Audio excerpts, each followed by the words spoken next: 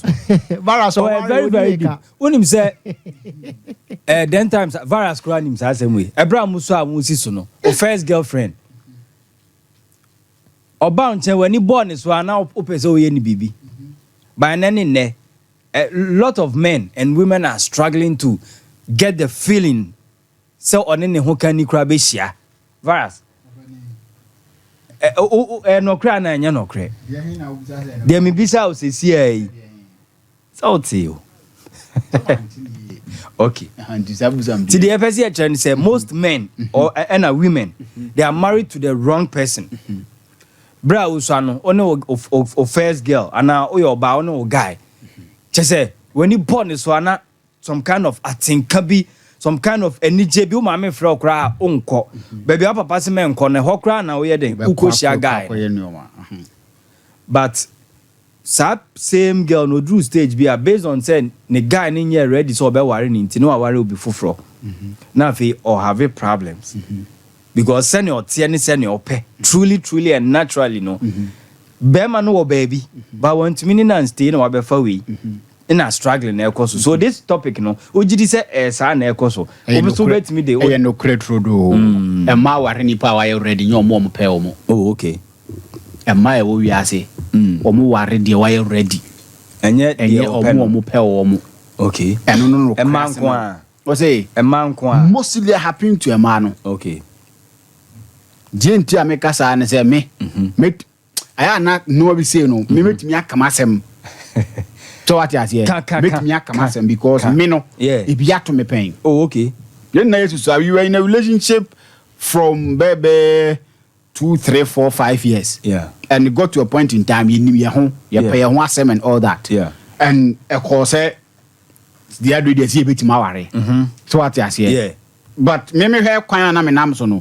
me target am set am me ho undru ho me ndru ho kakakra and me na maka kire me ho say and one thing kwan na man tia say me ka kire me ho say say me ware na me nto ka me nko han ka fam nya ready okay and you say text you say bold to say me fa from okay she was not in support okay but me line no me nya ready say me ware a me nko ware me ni ka me nko han ka wi na me nam fam okay me worry we are honeymoon na me kono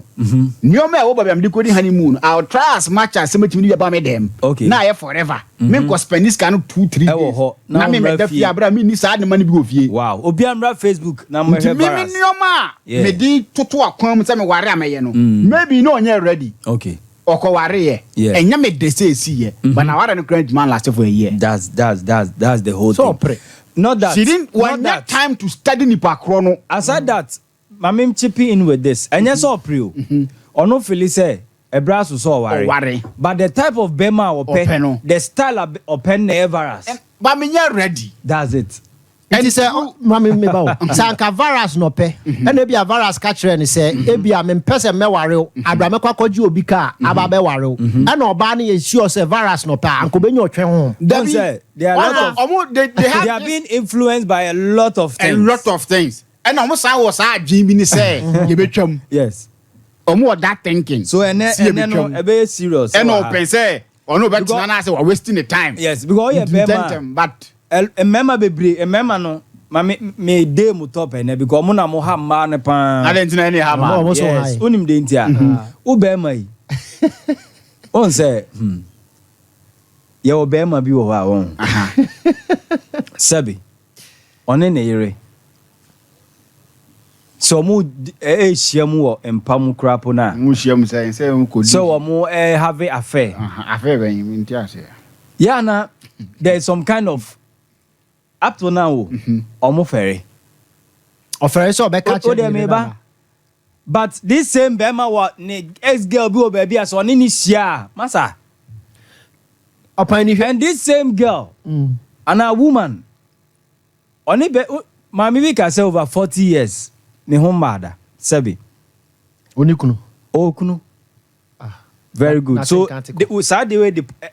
point pa before oba na okay mema they are mostly and chada nye but ema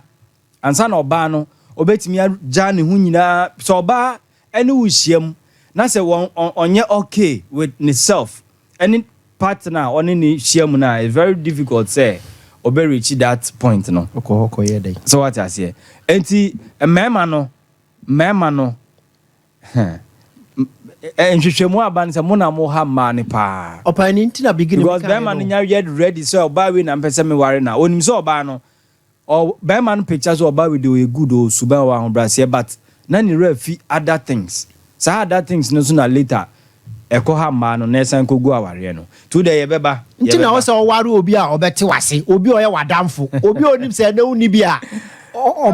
ti ase ba ko ware obi a sabi wo se ne ho ofe hwe ya mema no bebre no ye ko ware ne ho ofe o woto o ye sei ba bisa ho se e kire na se na ho ofe ne to no ye ko twa firi wa de na obedi okay o de ase ne ma ko aware eno na ya ye kwadwin se okay se we ni ko firi hɔ okay ewo ho na mo live no wonim se oba no one worrying because of say odono ana bibi but o worrying because of say be or a marriage material sure. So how do you live with that person Send your mouth open no enu ntina oba no be ma ni free adwuma ba no nkola ni nyina oba ni nyina obi akoda one worry nipa one worry akono na communication nipa one koba bi a ope that's it wa worry akono nipa one koba bi a pe ne say so ye be ma now gidi say or sexual life no so we have your affair with your girlfriend whoever you are having sex with ope different styles that's planting pepper ope say we explore above the moon na nipa na net no amount that kind of a thing menya why say oh going to marriage no obesesa no okay